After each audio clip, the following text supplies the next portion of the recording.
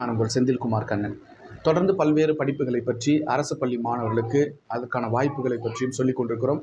இப்போது நாம் அதாவது நடுத்தர மற்றும் ஏழை எளிய மாணவர்களுடைய தொழிற்கல்வி வாய்ப்பாக கருதப்படுகிற ஐடி மற்றும் பாலிடெக்னிக் சம்பந்தப்பட்ட நிறுவனங்களை பற்றியும் அதில் சேருவதற்கு என்னென்ன தகுதிகள் என்பதை பற்றியும் விரிவாக பார்க்கலாம். ஐடி மற்றும் பாலிடெக்னிக்கில் இருக்கக்கூடிய பல்வேறு விதமான சிறப்பு படிப்புகளை பற்றியும் நாம் இங்கே பார்ப்போம். அதே போல் அந்த கல்வி நிறுவனங்களில் அரசு பள்ளியில் படிக்கக்கூடிய மாணவர்கள் எப்படி சேருவது என்பது பற்றியும் விரிவாக பார்ப்போம். பாருங்கள். ஃபஸ்ட்டு ஐடி அப்படின்றது என்னன்னா industrial training institute. Industrial training institute இதுதான் ஐடிஐ. இப்போ இந்த ஐடிஐ வந்து பார்த்திங்கன்னா படிக்கிறதுக்கு 10ஆம் வகுப்பு தேர்ச்சி பெற்றிருக்கோம். 10ஆம் வகுப்பு தேர்ச்சி,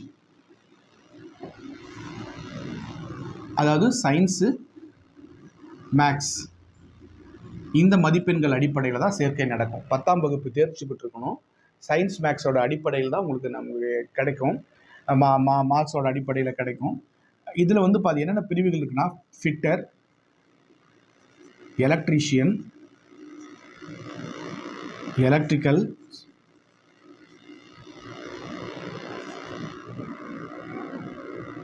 fitter, electrician, electrical, AC mechanic, இப்படி பல்வேறு துறைகள் வந்து நம்ம இதில் இருக்குது. இப்போ நீங்கள் +2 முடிச்சுட்டு 10th முடிச்சுட்டு நீங்கள் இந்த உங்களுடைய மதிப்பெண்கள் சயின்ஸ் மேக்ஸில் வாங்கின மார்க்கோட மதிப்பெண் அடிப்படையில் நீங்கள் ஐடிஐ போய் சேர்ந்தீங்க அப்படின்னு சொன்னால் உங்களுக்கு +1 நீங்கள் சேரும்போது உங்களுக்கு என்னென்ன அரசு சலுகைகள் இருக்கோ, அரசு சலுகைகள் +1 படிக்கிறவனுக்கு சைக்கிள் கொடுக்குறாங்க, பேக்கு கொடுக்குறாங்க, பென்சில் பேனா கொடுக்குறாங்க, ஒரு உதவித்தொகை, அரசு உதவித்தொகை கொடுக்குறாங்க. இப்படி எல்லா விதமான சலுகைகளும் நீங்கள் 10th முடிச்சுட்டு +1 போய் ஜாயின் பண்ணி உங்களுக்கு அரசாங்கம் +1 கொடுக்குற அத்தனை சலுகைகளையும் ஐடிஐ மாணவர்களுக்கும் உண்டு. ஐடிஐ மாணவர்களுக்கும் +1 போய் நீங்கள் படிக்கும்போது கிடைக்கிற அத்தனை சலுகைகளும் ஐடிஐ மாணவர்களுக்கும் உண்டு. அப்போது இந்த ஐடிஐ பொறுத்த வரைக்கும் படித்து முடிச்சுட்டு மொத்தம் தமிழ்நாட்டில் எத்தனை ஐடிஐ இருக்குது அப்படின்னு பார்த்தீங்கன்னா ஒரு 102 ஐடிஐ இருக்குது. மொத்தம் ஏறக்குறைய 102 ஐடிஐ இருக்குது. அதில் 10 வந்து பெண்களுக்கானது. 10 பெண்களுக்கானது. 102ல் ஒரு 6 வந்து எஸ்டிகளுக்கானது, எஸ்டி மக்களுக்கானது. 102ல் 1 சிறைவாசிகளுக்கானது. 102ல் 2 எஸ்சிக்கானது. இப்படி இந்த நம்ம ஐடிஐலாம் இந்த மாதிரி தான் இருக்குது. இந்த ஐடிஐயில் இதெல்லாம் படிச்சுட்டு நீங்கள் என்ன பண்ணலாம், எல்லா விதமான தொழிற்சாலைகளுக்கும் தனியார் மற்றும் அரசு நிறுவனத்தில் இருக்கக்கூடிய எல்லா தொழிற்சாலைகளுக்கும் நீங்கள் போகலாம். அங்கே வந்து பயிற்சி பெறலாம். அதாவது ஐடிஐ முடிச்சுட்டு நீங்கள் டைரெக்டாக சென்ட்ரல் கவர்மெண்ட் ஸ்கீமில் ஏதாவது ஒரு அப்ரண்டிஸ் பண்ணிங்கன்னு சொன்னால், குறிப்பாக ஐடிஐ முடிச்சுட்டு ஒரு பெல்லு, ஒரு இந்தியன் ஆயில், அப்படி இல்லைன்னா பாரத் பெட்ரோலியம், அப்படி இல்லைனாக்கா பிஎஸ்என்எல், இந்த மாதிரி ஏதாவது ஒரு இடங்களில் நீங்கள் ஐடிஐ முடிச்சுட்டு 1 இயர் வந்து நீங்கள் அப்ரண்டிஸ் பண்ணிட்டீங்க அப்படின்னு சொன்னால், அப்ரண்டிஸ் முடிச்சதுக்கப்புறம் நீங்கள் என்ன பண்ணலாம், அப்படியே வந்து அந்த அப்ரண்டிஸ் நீங்கள் எங்கே பண்ணுறீங்களோ அதுக்கு அடிப்படையில் உங்களுக்கு நல்ல வேலை வாய்ப்புகள் கிடைக்கும். படித்தது ஒரு கவர்மெண்ட் ஐடிஐயில் படிச்சுட்டு நல்ல ஒரு காலேஜில் அப்ரண்டிஸ், நல்ல ஒரு சென்ட்ரல் கவர்மெண்ட்டோ ஸ்டேட் கவர்மெண்ட்டோ ஏதோ ஒரு இடத்துல நீங்கள் அப்ரண்டிஸ் பண்ணிட்டீங்க, நல்ல பர்சன்டேஜ் இருந்தது அப்படின்னு சொன்னால் ஈஸியான வேலை வாய்ப்புகள் உங்களுக்கு கிடைக்கும். அருமையான வேலை வாய்ப்புகள் கிடைக்கும். அதே மாதிரி இன்றைக்கி இருக்கிற சூழ்நிலையில் ஏசி மெக்கானிக்லாம் எடுத்திங்கன்னா நல்ல ஃப்யூச்சர் இருக்குது. ஏன்னா ஏசி இல்லாத வீடு, ஆஃபீஸ் எதுவுமே கிடையாது. அவ்வளோ ஏசிகள் இன்றைக்கி வீட்டுக்கு வீடு ஏசி இருக்குது. வீட்டுக்கு வீடு 2-3 ஏசி இருக்குது. அந்த மாதிரியான சூழ்நிலைகள் மாறி இருக்குது. அதனால் வந்து ஏசியில் வரக்கூடிய அந்த ஏசி மெக்கானிக்கை கற்றுக்கிட்டிங்கன்னா ஏசி சம்மந்தப்பட்ட வேலை வாய்ப்புகள், அதில் ஏதாவது பழுதுகள் வந்ததுன்னா அதை எப்படி ரிப்பேர் பண்ணுறது, அதை மெயின்டைன் பண்ணுறது, இந்த மாதிரி பல்வேறு வேலை வாய்ப்புகள் உங்களுக்கு இந்த துறையில் இருக்குது.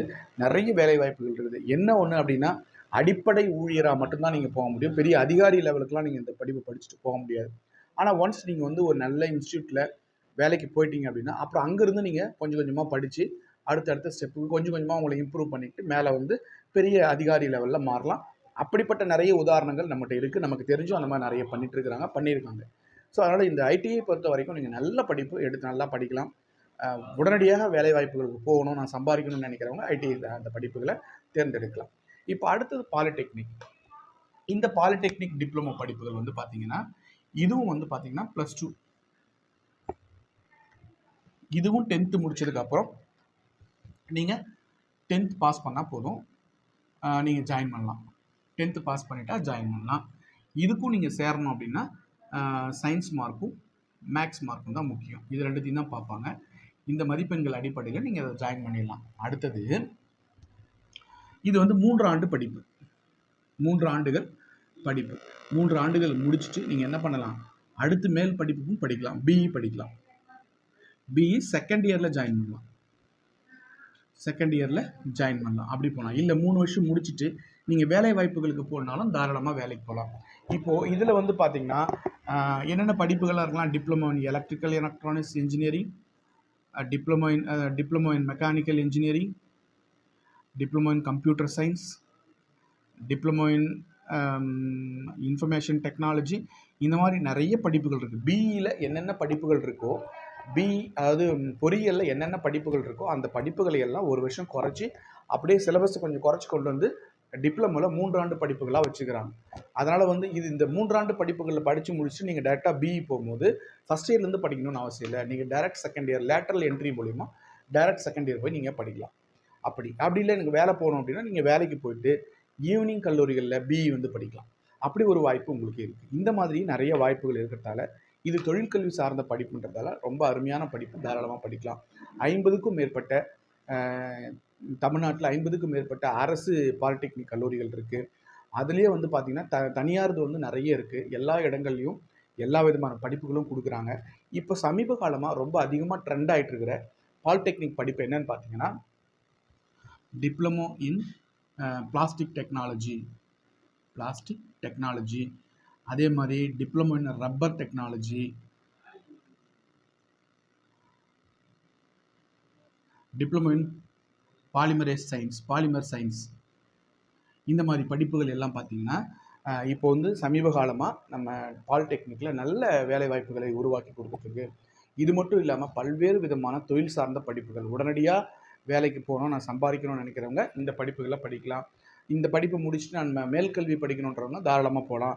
அப்படி இல்லை நான் படிச்சுக்கிட்டே வேலைக்கு போயிட்டு நான் மீண்டும் படிக்கணுன்றவங்க வேலைக்கு போயிட்டு மாலை நேர வகுப்புகளில் சேர்ந்து நீங்கள் பிஇ படிக்கலாம். இந்த மாதிரி நிறைய வாய்ப்புகள் இருக்கிறதால நீங்கள் பாலிடெக்னிக் படிப்புகளையும் நீங்கள் தாராளமாக தேர்ந்தெடுக்கலாம். 10th முடிச்சுட்டு 9, 10 வகுப்பு முடிச்சதுக்கப்புறம் 10ஆம் வகுப்பு முடிச்சதுக்கப்புறம் நான் உடனடியாக ஒரு 2-3 வருஷம் படிச்சுட்டு வேலைக்கு போகணும்னு நினைக்கிறவங்களுக்கு நல்ல சாய்ஸ் வந்து பார்த்திங்கன்னா ஐடிஐயும் பாலிடெக்னிக் படிப்புகளும். இதை வந்து நீங்கள் அரசு கல்லூரிகளில் படிச்சிங்கன்னா இன்னும் சிறப்பான எதிர்காலமாக இருக்கும். அரசு கல்லூரிகளில் கூட சிறந்த பாடத்திட்டங்களை எடுத்து படிக்கணும். அன்னன்னைக்கு ட்ரெண்டு மாதிரி மாறிக்கிட்டே வருது. அந்த வகையில் எப்பொழுதுமே நிலையாக வேலை வாய்ப்புகள் கொடுக்கக்கூடிய படிப்புகளை எடுத்து படிச்சிங்கன்னு சொன்னால் உங்களுக்கு வந்து ஃப்யூச்சர் பெட்டராக இருக்கும் அப்படின்றது என்னுடைய ஐடியா. இன்னொன்று, இந்த வீடியோ உங்களுக்கு பிடிச்சிருந்ததுன்னா நீங்கள் வந்து நம்ம வீடியோவை வந்து 4 பேருக்கு சொல்லுங்கள், பகிருங்க, சப்ஸ்கிரைப் பண்ணுங்கள், பகிருங்கள். உங்களுடைய ஆசிரியர்கள்ட்டையும் மாணவர்கள்ட்டையும் நம்ம யூடியூப் சேனலை பற்றி சொல்லுங்கள். உங்களுக்கு வேறு ஏதாவது சந்தேகம் இருந்தால், அப்ளிகேஷன் ஃபில் பண்ணுறது ஏதாவது டவுட் இருந்ததுன்னா, இல்லை இந்த படிப்பு எந்த காலேஜில் சார் இருக்கும் அப்படின்னு உங்களுக்கு ஏதாவது சந்தேகம் இருந்தால், இல்லை வேறு ஏதாவது படிப்பை பற்றி நான் உங்களுக்கு சொல்லணும்னு நீங்கள் நினச்சிங்கன்னா நம்ம கமெண்ட் பாக்ஸில் கமெண்ட் பண்ணுங்கள். அதுக்கான விளக்கங்களை உடனுக்குடன் நான் உங்களுக்கு கொடுக்குறேன். நன்றி.